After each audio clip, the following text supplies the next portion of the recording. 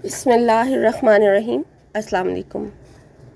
जुम्मे के दिन का एक बहुत ही ख़ास अमल आपसे शेयर करने जा रही हूँ कि अगर आपकी कोई भी हाजत है, चाहे आप पर कर्ज़ है या आपके किसी ने पैसे देने हैं या फिर कोई और हाजत है जो आप चाहते हैं कि आपकी पूरी हो जाए, तो आपने जुम्मे का जो दिन है उस दिन किसी भी वक्त मगरिब की अज़ान होने से पहले पहले आपने ये अमल कर लेना है। ठीक है, आपने आयतल कुर्सी पढ़नी है। ठीक है, आयतल कुर्सी को आपने 313 मरतबा एक जगह बैठकर अव्वल आखिर दुरूद इब्राहिमी के साथ पढ़ना है।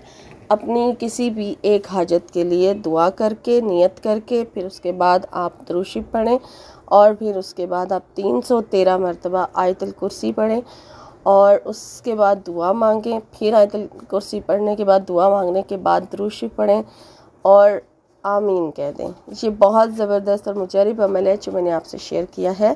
इसको करके देखें, इसको ज़रूर आजमाएं। इंशाल्लाह इस अमल की बरकत से आपकी कोई भी एक हाजत जो आप अल्लाह से मांगना चाहें वो ज़रूर पूरी हो जाएगी। इंशाल्लाह। आमीन।